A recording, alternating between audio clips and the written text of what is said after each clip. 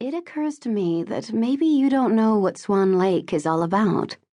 I haven't assigned you a face or body, invisible audience member, let alone a background in the arts. Maybe you've never seen Swan Lake.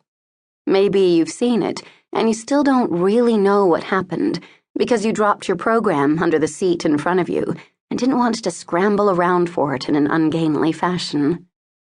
Swan Lake, like all the major classical ballets, really needs program notes, because otherwise you have to follow the plot points in ballet mime, and God knows those are truly undecipherable. You're familiar with the music, though, right?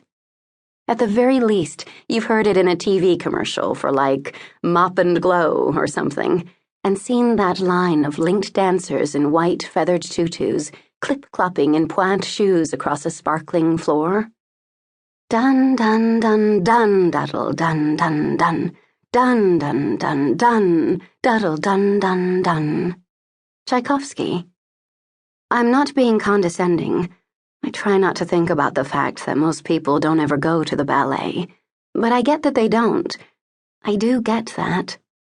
So, yes, a synopsis might be in order, and if you know it already, you can just nap for a bit. Most productions of Swan Lake don't vary all that much from one another. There are one or two really funky versions out there, but those aren't done by classical ballet companies.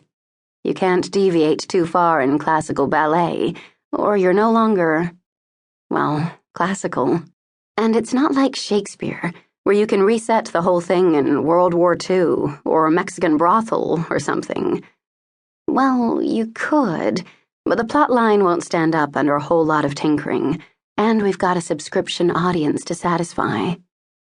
They want the Swan Lake they know and love, which, by and large, is the one that was done for the 1895 revival of the ballet by the choreographer Petipa and his ballet master Ivanov. Sometimes an artistic director might change a few things or restage certain sections. Like Marius, our current artistic director, added a prelude to our version. The curtain rises on a nearly empty stage, with a backdrop of a lake and some boulders stage left, leading up to a cave. Enter a young girl. She is wearing white, and her hair is mostly down, so we know right away she is young and innocent. The girl dances dreamily by herself, and all seems peaceful enough, until suddenly a shadowy sort of caped figure emerges from the cave. It is the evil magician von Rothbart. We know he's a magician because he's got the cape, and that he's evil because underneath the cape, his costume is this demonic, rubbery sort of thing that Roger refers to as mein von Goblin wear. Von Rothbart makes some gestures, and a fog starts rolling in, and darkness descends. The girl appears to lose her way in the mist. She does the big, "I'm lost" gesture, one hand in front of the face, taking tentative steps forward, peering around, etc. Von Rothbart slithers down from his boulders and makes more magic gestures, luring the girl into his arms. He swirls his cape around her, turns, and walks upstage, the cape billowing out in such a way that the girl is able to slip into the hydraulic trap and be replaced with another girl. This one in full swan regalia, the stiff white tutu with a feathered bodice and headpiece. This is Odette, the ballerina will watch for the rest of the evening.